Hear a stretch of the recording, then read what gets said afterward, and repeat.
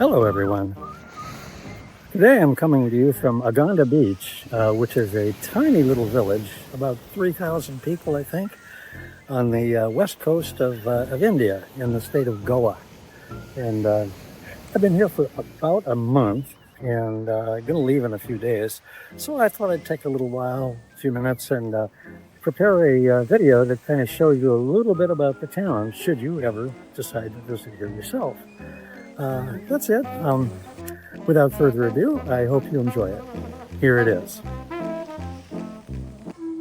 To begin with, Agonda Beach is a small 2-mile-long strip of sand along the coastline of the warm Arabian Sea in India. It's a commercial fishing area, and it's also a popular vacation spot for local Indian families, as well as Europeans.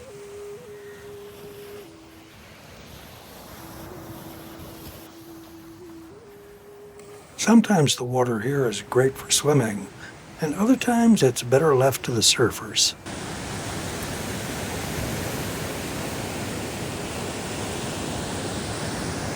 It's a great place to bring the family.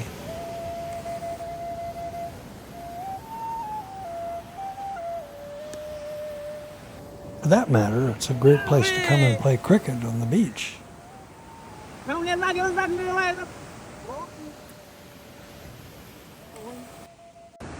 As for myself, I was mainly just looking for a peaceful place to relax and spend a month soaking up the sun.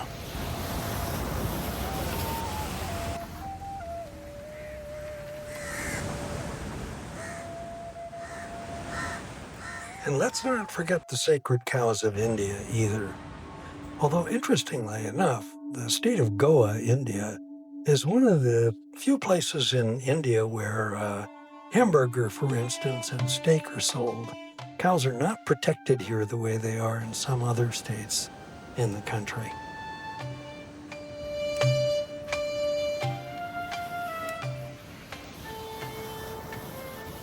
I stayed in 2 different hotels while I was in Agonda, and here's the first one, called Hardima Mar. Really nice place.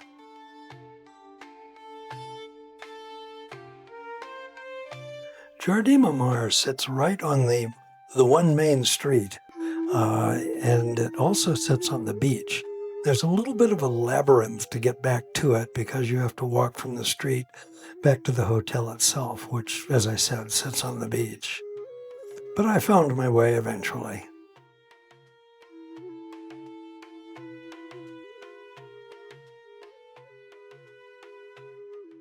My room was very pleasant with a comfortable bed, and out in front there was a delightful little porch with chairs to sit on and relax. The guys on the hotel staff were all from Nepal, and they were really a great bunch of people. And then, of course, it was fascinating wandering around the town. Even though Agonda is really a small place, there are many merchants from all over selling their wares. For instance, Bilal here was from Kashmir, and I bought this necklace from him. A single semi-paved road runs the length of the beach, or about 2 miles. This is where all the businesses are located, including a pretty good dental clinic where I had some work done on my teeth. This street is lined with the shops of local artisans. There's quite a bit of jewelry and pottery, and a lot of other things, just about anything you could think of along here. The people in town are all friendly, and it's always interesting and kind of fun to walk along the street and see what's happening in the town. There are plenty of little shops where you can get snacks and so forth, and I'm always fascinated by the variety of things that are available for sale, including spices, for instance, as well as a huge variety of different types of tea. There's also a great barber shop where I got my haircut and beard trimmed for 500 rupees, or about $5.60. The road is a pretty busy place, surprisingly so for such a small town. There's a lot of motorcycle traffic, as well as a few cars, and quite a few cows, which we'll see later. The businesses here are not entirely limited to trinkets and souvenirs. There are some custom tailor shops, as well as some high-end clothing stores, where very nice merchandise is shown.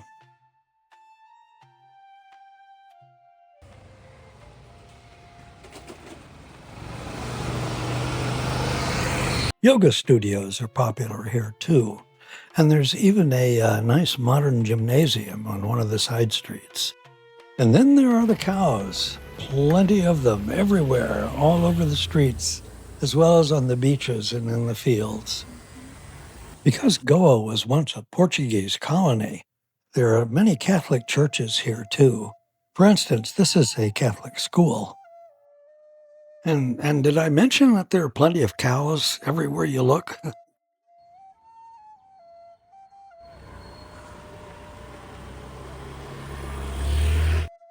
This little calf got lost and started crying for its mother, so the whole herd turned around and came back to comfort him.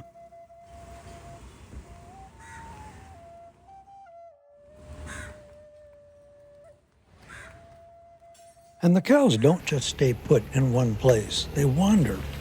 There are several different groups of them, or herds, I guess they'd call them. And where they go is their own business. I have no idea what their motivation is.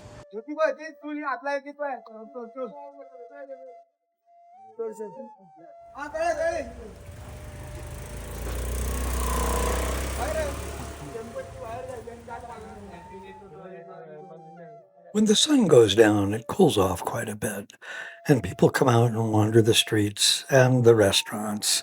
The town doesn't stay open too late, but some restaurants and bars stay open until midnight. It's a pretty peaceful place, all in all, however.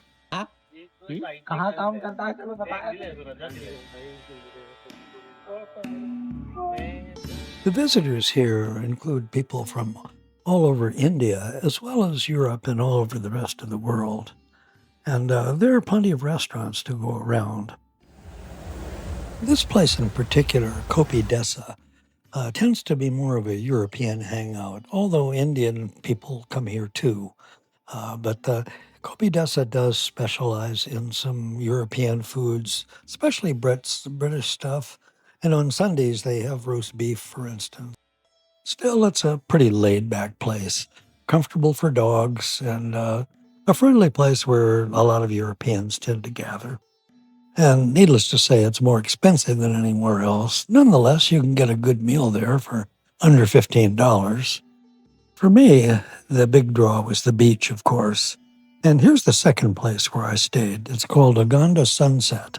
And as you can see, it too sits right on the beach, has a great restaurant, and very friendly staff, mostly from Nepal once again. My friend Mahant here, for instance, was from Nepal too.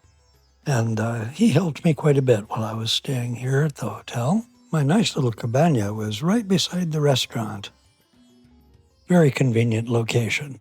And not really too noisy, but comfortable place, nice porch to hang out and rest. It was in the shade all day, and a very comfortable and well-appointed room. I had a nice breakfast here on the beach every morning, and of course there were plenty of cows to keep me company. It's very relaxing to hang out on a beach chair by the ocean, and there was generally a dog there to share the shade with me. The restaurant was quite casual, with a sandy floor, and it faced the ocean, a nice place to watch the sunset.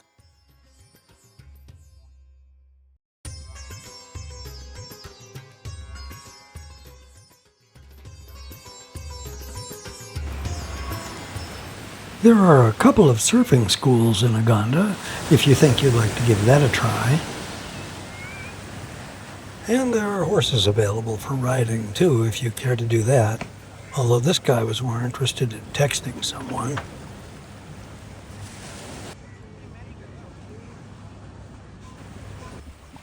And then finally, on the far south end of the beach area, there's a very peaceful spot with a rock outcropping where local people go to practice yoga at dawn.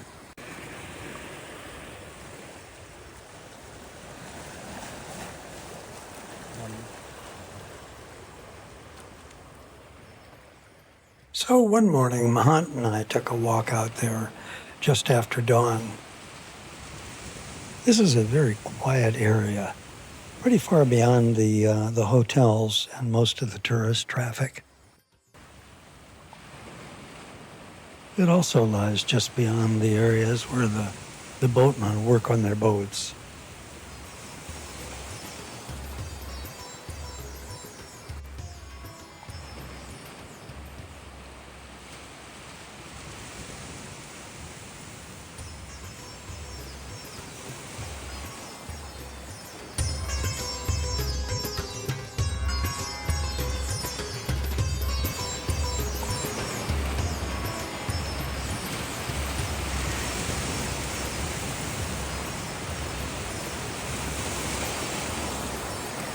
So folks, that's about it.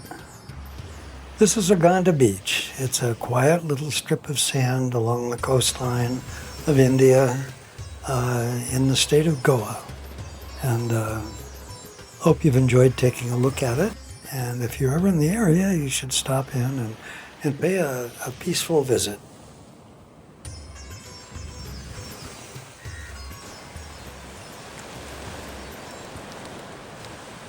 And so now I'd just like to say thank you for your company, and I hope you'll join me again sometime. Adios.